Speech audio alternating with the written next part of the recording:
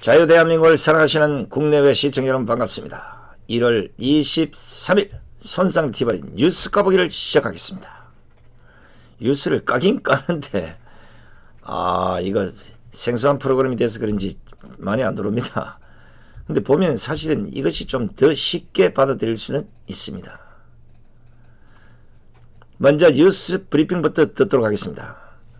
법무부는 23일 오늘 고검 검사급 그러니까 차장 부장검사 그리고 평검사 759명 승진 전보 인사를 다음 달 3일자로 단행한다고 밝혔습니다. 이에 따라 청와대 선거개입 의혹 수사를 이끌어온 신봉수 서울중앙지검 2차장 검사를 평택지청장으로, 조국 비리 의혹 수사를 이끌어온 송경호 3차장을 여주지청장으로 각각 발령을 했습니다. 또 유재수 전 부산시 경제부시장 감찰 무마 의혹을 수사한 홍성욱 서울 동부지검 차장검사는 천안지청장으로 전보됐습니다. 나머지 서울중앙지검 차장도 모두 교체됐는데 우리들 병원 대출 관련 의혹을 수사 중인 신자용 서울중앙지검 1차장은 부산 동부지청장으로, 한성리 4차장은 대구 서부지청장으로 발령이 났습니다. 그러니까 결국 법무부가 검찰 중간 간부 그리고 평검사 인사를 단행하면서 청와대 수사검찰 차장 검사들까지 저는 교체를 해버린 겁니다. 다만 구색을 맞추려고 한 것인지는 모르겠으나 추미애가 말한 상갓집 항명사건 당사자인 양석조 대검 선임연구관은 대전고검 검사로 자천시켜버렸습니다. 그리고 김유철 수사정보정책관은 원주지청장으로, 이면 공공수사정책관은 대전지검 차장으로 전보시켰습니다. 청와대와 여권을 상대로 수사한 부장검사들은 일부만 교체됐는데 조국 가족 비리 의혹을 수사한 고영권 서울중앙지검 반부패 수사 2부장이 대구지검 반부패 수사부장으로 발령이 났고 선거 개입을 그 의혹 수사를 해왔던 김태원 서울중앙지검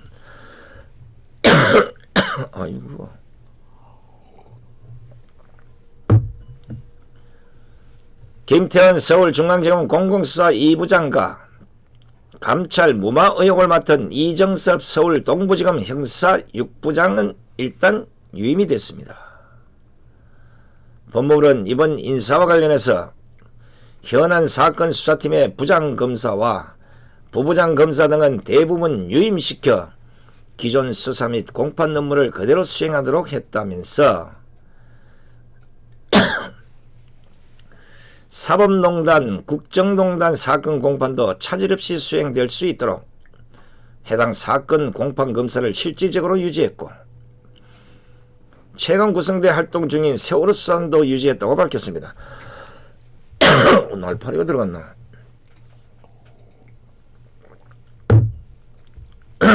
아유, 죄송합니다. 뭐가 딱 걸렸어요. 자, 보시다시피 윤석열 총장의 참모들이 결국 하부 조정 몇 사람만 남기고 모두 자천 또는 한직으로 밀려났습니다. 법무부야 자천 한직이 아니라 하겠죠. 이들이 밀려난 자리에 누가 자리를 차지하고 들어왔는지도 발표가 됐지만 일단 이번 인사로 과연 윤석열 검찰이 문재인 정권 권력형 게이트를 제대로 조사할 수 있을지 의문입니다. 왜냐하면 어젯밤에 조국 아들 인턴 정명서 관련 피의자 조사를 거부한 최강욱 청와대 공직비서관 기소 문제를 놓고 이성윤 서울중앙지검장과 수사팀이 또다시 대립을 했기 때문입니다. 알려진 대로 서울중앙지검 반부패 수사 2부는 최근 최 비서관을 업무방해 등 혐의로 기소하겠다는 의견을 보고를 했지만 이승윤 지검장이 일주일 넘도록 결재를 하지 않고 있다는 것입니다. 이승윤 지검장은 수사팀 보고에 대해서도 별도 의견도 제시하지 않은 것으로 지금 알려지고 있습니다. 물론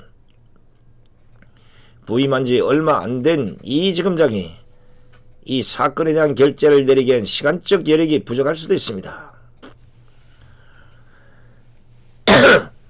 그러니까 이런 중요한 사건의 경우는 이번처럼 마구잡이로 인사를 하지 말라는 것이 아니었습니까? 아니 정상적으로 인사를 단행하면 어디 나라가 망합니까? 검찰이 어떻게 뒤집어지는 겁니까? 이러니까 문재인 정권 게이트를 덮기 위한 인사였다고 비판을 받고 있는 것이 아니겠습니까? 생각해 보십시오. 검찰이 지난달 31일 조국을 뇌물수수 등 혐의로 재판에 넘기며 공소장에 최강욱 비서관의 위법행위를 적시하지 않습니까? 이승윤 지검장 혹시 공소장 잘 못 읽습니까? 그 공소장에 최강욱 비서관은 조국의 부인인 정경심의 부탁을 받고 허위 인턴 증명서를 발급해 준 것으로 조사가 되어 있습니다. 수사팀이 어젯밤에까지 최강욱 기소 요청을 한 것을 무시하는 것은 결국 수사 중인 검사들 자천시키는 인사를 단행한 것이죠. 청와대 의혹수사 즉 문재인 정권 게이트들을 모조리 무력화하기 위한 것으로 국민들은 생각하는 게 아니겠습니까? 그렇다면 법무부가 윤석열 총장의 검찰 인사 입장문을 공개 안 하는 이유는 무엇이고 일주일이 넘도록 윤석열 입장문을 국회에 제출 안 하는 이유는 또 뭡니까? 오죽하면 보다 못해서 지난 8일 단행된 검찰 고위 간부 인사로 윤석열 검찰총장의 최측근인 대검찰청 간부들이 지방으로 자천된 것과 관련해서 김준규 전 검찰총장이 국민을 우습게 본다면서 검찰 인사를 비판했겠습니까? 오죽하면 130명의 변호사들이 대한민국 법치주의 후퇴를 우려하는 변호사라는 명단으로 성명서를 발표하면서 권력형 비리를 수사하는 검찰 간부들이 대부분 교체된 것은 수사 방해 의혹으로 밖에 볼 수 없다. 다음 정권에서도 권력형 비리 수사를 무마시킬 수 있는 최악의 선례가 만들어졌다고 비판을 했겠습니까? 법조인 여러분, 이제 비판만 하고 있지 마십시오. 모두 강장으로 나오십시오. 마지막 보루인 법까지 망가지면 대한민국에는 아무런 희망이 없습니다. 이런 불의를 보고도, 이런 엉터리를 보고도 그저 말 몇 마디 성명 하나로 대신하는 것은 망가지는 법을 바라보고 있는 법조인들의 자세가 아니라고 생각합니다. 다른 것은 다 망가져도 법은 망가지면 안 되잖아요. 법을 모르는 무지랭이들이 봐도 이건 아닙니다. 지금 상황을 묵과한다면, 공수처가 본격 가동하면 이 나라는 그야말로 사회주의 국가가 될 수밖에 없을 것입니다. 누가 독재를 하고 싶어 하겠습니까? 권력을 휘두르는 그 맛에 빠져버리면 죽기 전에는 독재인 옆에서 절대 빠져나오지 못합니다. 그러나 문재인 정권의 독재는 전혀 다릅니다. 정해진 목표대로 지금 가고 있다는 사실입니다. 그 목표가 뭐겠습니까? 낮은 연방제 아니겠습니까? 이거 독재에 중독이 되기 전에 끊어야 합니다. 이 상태로 가면 독재 외에는 아무것도 기대할 것이 없습니다. 지금도 이 정도인데 공수처가 통과되면 앞으로 어떻게 할지는 불을 보듯 뻔하지 않습니까? 이 정권의 무소불위와 국민 무시가 말로는 절대 안 된다는 것 이미 3년 동안 뼈저리게 느끼지 않았습니까? 경제가 무너지면 경제인들이 나서야 하고, 국방과 안보가 무너지면 군인이 나서야 하고, 교육이 무너지면 교육자들이 나서야 하고, 정치가 망가지면 정치인들이 나서야 하고, 언론이 망가지면 언론인들이 나서야 하고, 사회 질서가 무너지면 공권력이 나서야 하고, 법이 무너지면 법조인들이 나서야 하는데, 세상은 다 망가져가는데 어느 한쪽도 나서는 곳이 없습니다. 모두가 적폐청산의 칼날이 무서워서 멈칫멈칫합니다. 그 사이에 지식인과 지성인이 사라지면 결국 그 나라는 망합니다.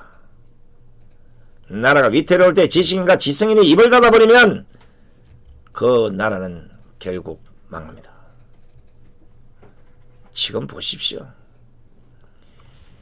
불의가 판치고 불공정, 불공평의 거짓과 조작과 사기가 난무하는데 어떻게든 그것을 바로 잡아보려고 윤석열 검찰이 살아있는 권력에 칼을 겨누니까 문재인 정권이 추미애 손을 잡고 이 난장판을 만들고 있지 않습니까? 지금이라도 늦지 않았습니다. 전직 법무부 장관, 검찰총장, 대법원장, 헌법재판소장, 대법관, 고위직 법관 출신, 검사 출신, 변호사 할 것 없이 모두 강장으로 나오십시오. 이 나라를 누가 구해야 합니까? 법을 이렇게 만든 사람들의 책임이 아닙니까? 이 현실을 보고도 모른 척 하시면 진짜 하늘의 벌을 받을 것입니다. 제발 목소리를 높여서 이런 문재인 정권의 무소불위를 막아내든지, 그것도 안 되면 강장으로 모두 나서십시오. 제발, 제발, 제발 부탁을 드리겠습니다. 지금까지 시청해주신 시청자 여러분 대단히 고맙습니다. 안녕히 계십시오.